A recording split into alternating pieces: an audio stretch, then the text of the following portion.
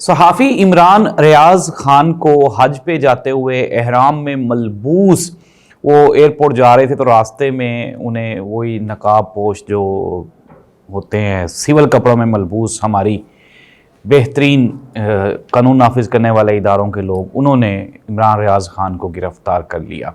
عمران ریاض خان کی گرفتاری تو ہو گئی، لیکن میں دوبارہ پھر سمجھتا ہوں کہ یہ پتہ نہیں پنجاب گورنمنٹ یا وفاقی گورنمنٹ کے جو ایڈوائزرز ہیں وہ ان کے دشمن ہیں، وہ ایسے ایسے کام ان سے کروا رہے ہیں جس سے یہ نہ تو اس دنیا میں منہ دکھانے کے قابل رہیں گے اور نہ ہی اگلی دنیا میں یہ منہ دکھانے کے قابل رہیں گے۔ خیر، ہم پروگرام میں آتے ہیں۔ عمران ریاض خان کو گرفتار کیا گیا ہے اور ابھی تک یہ نہیں پتہ چلا کہ کس جرم میں گرفتار کیا گیا۔ عمران ریاض خان نے گھر سے نکلتے ہوئے اپنی ایک ویڈیو میسیج ایک ریلیز کیا، اس میں انہوں نے کہا جی کہ میں حج کے لیے جا رہا ہوں، لیکن میں نے یہ احرام پچھلے سال کا لیا ہوا ہے، پچھلے سال بھی کوشش کی لیکن نہیں جانے دیا گیا، اس سال بھی کوشش کر رہا ہوں، اللہ کی راہ میں جا رہا ہوں اور مجھے امید ہے کہ یہ مجھے گرفتار کر لیں گے۔ آپ یہ دیکھیں کہ عمران ریاض خان کو پہلے پتہ تھا کہ اس کو گرفتار کریں گے، لیکن اس کے باوجود اس کی بہادری دیکھیں کہ وہ جا رہا ہے اور اس کو پتہ ہے کہ یہ بے وقوف ہیں گورنمنٹ والے اور یہ اس طرح کی حرکت کریں گے۔ خیر، ایٹ دا اینڈ ان کو گرفتار کر لیا گیا۔ گرفتاری کے بعد جو رد عمل آ رہا ہے وہ انتہائی شدید، آپ یہ کہہ لیں کہ اس طرح کا رد عمل اس سے پہلے شاید کبھی نہیں آیا تھا۔ اس سے پہلے عمران ریاض خان کو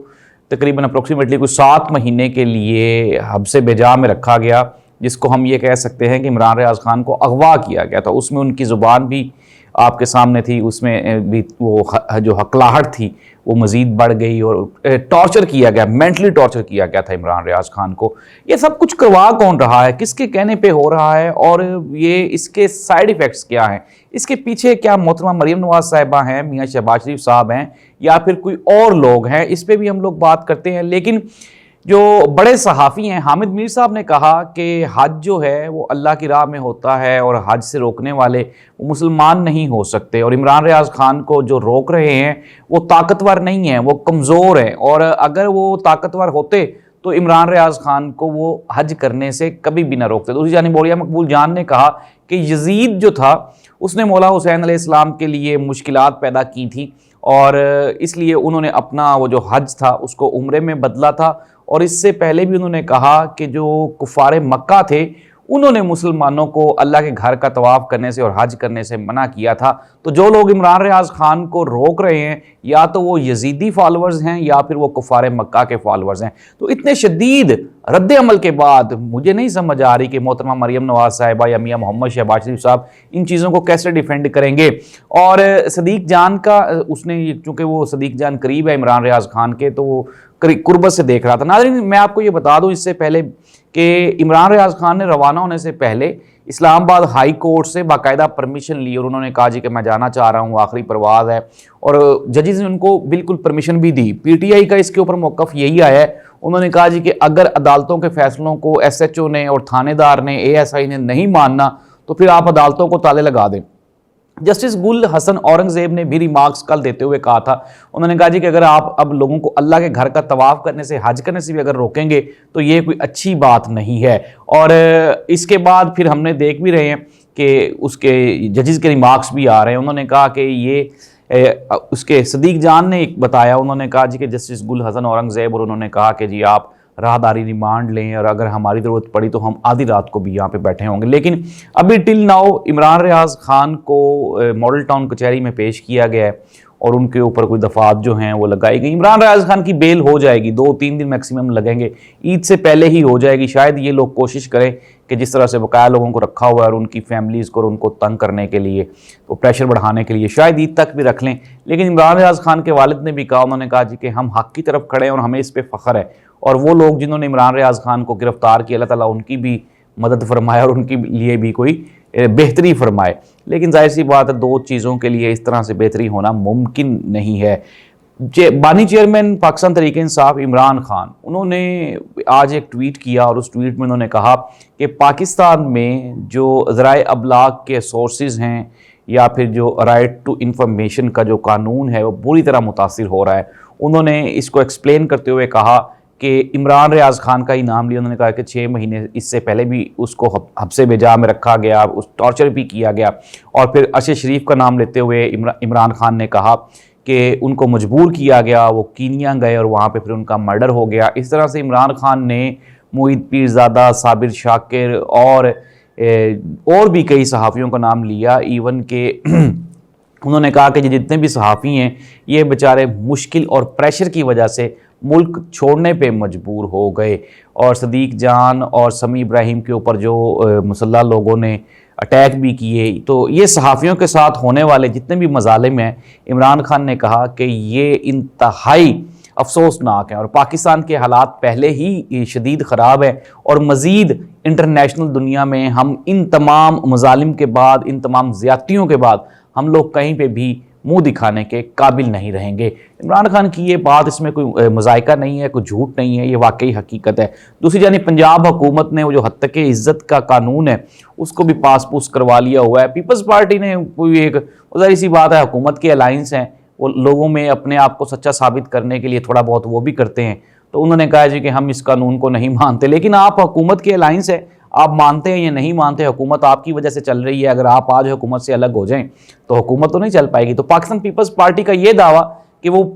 حکومت میں رہتے ہوئے اپوزیشن کریں گے، تو یہ کوئی سمجھ آنے والی بات نہیں ہے۔ ناظرین، یہ آپ کے سامنے ہیں پاکستان کے حالات، آہستہ آہستہ افسوس ہوتا ہے، میں اب کیا کہوں یا کیا کروں۔ لوگ کہتے ہیں یار کہ آپ جتنی بھی خبریں ہیں ہی افسوسناک، کوئی اچھی خبر تو آ ہی نہیں رہی کہیں سے بھی۔ یہ چائنا گئے تھے وہاں سے پیسے لینے، انہوں نے ان کو ترانے سنا کے وہاں سے واپس لٹا دیے، اور یہ اسی چیز پہ خوش نہیں کہ وہاں پہ ہمارے ترانے چلیں۔ تو بزنس سمٹ تھا، وہاں پہ ان کو 1 روپے کی بھی انویسٹمنٹ نہیں ملی۔ ہاں، البتہ یہ ہے کہ انفارمیشن منسٹر اور ہمارے دوسرے وزراء وہ بڑے پریس کانفرنسز اور وہ کر رہے ہیں جی کہ ہم نے وہاں پہ بڑا کامیاب دورہ رہا۔ کامیاب دورہ اس صورت میں رہا کہ وہاں پہ 2-4 سیلفیاں بن گئی وہ جو پریزیڈنٹ ہیں چائنا کے، ان کے ساتھ ہمارے وزیر اعظم صاحب کی، اور یہی لب لباب تھا، اور یہی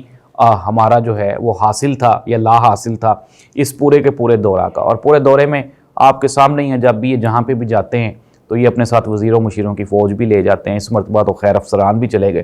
تو یہ جو دورے کی صورتحال ہے وہ آپ کے سامنے ہے، اور ملک کی صورتحال وہ انتہائی جو داخلی صورتحال ہے، خارجی تو ہمارے معاملات ہیں ہی خراب، لیکن جو داخلی صورتحال ہے وہ بھی انتہائی افسوسناک ہے۔ عمران ریاض خان کی گرفتاری موجودہ حکومت کی کمزوری، نااہلی اور نالائکی کا منہ بولتا ثبوت ہے کہ اگر آپ اس طرح سے یار، اگر فار ایگزامپل ایک بندہ حج کرنے جا رہا ہے، وہ حج پہ جا کے کیا کرے گا؟ اور عمران ریاض خان نے جس طرح کہا کہ اگر میں نے بھاگنا ہوتا تو اور بھی کئی راستے ہیں جو اس ملک سے باہر جاتے ہیں، اور صابر شاکر بھی چلا گیا، معید پیرزادہ بھی چلا گیا، اس کے علاوہ اور بھی کئی صحافی جو کہ بیرون ملک بیٹھے ہوئے ہیں تو وہ بھی تو چلے گئے ہیں، اور ہم نے دیکھا تھا کہ ارشد شریف کے اوپر اتنی سختی تھی لیکن وہ بھی چلا گیا تھا۔ اگر عمران ریاض خان نے بھاگنا ہی ہوتا تو وہ بھاگ جاتا، تو حج یا عمرہ کروانے میں یا کر لینے میں یہ کوئی اتنا کوئی مذائقہ نہیں تھا، لیکن پنجاب حکومت اتنی کمزور ہے، وفاقی حکومت اتنی کمزور ہے، اوپر سے وہ جو الیکشن ٹریبیونلز ہیں ان کے ججز میں ترمیم کا معاملات، پھر وہ ریٹائرڈ ججز کو لگا رہے ہیں، اور وہ ججز جن کے اوپر کرپشن کے چارجز تھے ان کو لے کر، اور یہ جو ساری آپ کے سامنے ہے کہ سپریم کورٹ آف پاکستان کے آرڈر کو، قانون کو، ان کے جو احکامات ہیں ان کو تو ایک ایس-ایچ-او بھی نہیں مان رہا، اور پاکستان تحریک انصاف نے یہی مطالبہ کیا۔ انہوں نے کہا کہ عدالتوں کو پھر آپ تالے لگا دیں اور چھوڑ دیں آپ سب کو جو مرضی یہ کرتے پھریں۔ اب ظاہر سی بات ہے سپریم کورٹ آف پاکستان میں جو دھاندلی کے کیسز جا رہے ہیں، یا ان کو ٹریبیونل میں ریفر کرنے کے بعد ٹریبیونل واپس ان کو الیکشن کمیشن آف پاکستان کی طرف ریفر کر دے گا۔ اس طرح تو ظاہر سی بات ہے یہ 5 سال گزارنے والی بات ہوئی، لیکن حکومت کے ہتھے پلے کچھ بھی نہیں ہے، انتہائی کمزور مینڈیٹ ہے نہیں، اور اس کے باوجود بھی آپ یہ دیکھ لیں کہ اس طرح کی چھوٹی چھوٹی حرکات کرنے کا مطلب یہی ہے کہ یہ حکومت مکمل طور پہ ناکام ہو چکی ہے، ان کے پاس ڈیلیور کرنے کے لیے کچھ بھی نہیں ہے۔ بجٹ آنے والا ہے، اگر فار ایگزامپل یہ بجٹ میں 20% بھی سیلریز انکریز کرتے ہیں تو 10% ٹیکس بڑھ جائے گا، 15%، تو وہ ملازم کے پاس وہی کرا کے 2-4% انکریمنٹ ہوتا ہے، 2000 جس کی 1 لاکھ روپے تنخواہ ہو اس کی 3000 سیلری بڑھتی ہے 1 سال کے بعد، تو وہ بیچارہ کہاں پہ کھڑا ہے؟ کس طرح سے آپ اس ملک کو چلا رہے ہیں؟ پاکستان کی اکانومی، پاکستان کی داخلی خارجی صورتحال انتہائی تشویشناک اس وقت ہے، اس پوزیشن میں ہے، لیکن ہم لوگ کیا کر رہے ہیں؟ ہم لوگ احرام میں لپٹے ہوئے لوگوں کو اغوا کر رہے ہیں اور جو جیل میں لوگ ہیں ان کے اوپر سختیاں بڑھا رہے ہیں، جن کو عدالتوں نے جو فیصلے کیے ہیں، عدالتوں کے فیصلوں کو بھی ہم جوتے کی نوک پہ رکھ رہے ہیں۔ تو یہ ہے پاکستان، اور یہ ہے پاکستان کی موجودہ صورتحال۔ صحافیوں کا جینا یہاں پہ بقول چیئرمین پاکستان تحریک انصاف عمران خان یہاں پہ مشکل ہی نہیں، ناممکن کر دیا گیا ہے۔ اللہ اس ملک کا حامی و ناصر ہو۔ اللہ حافظ۔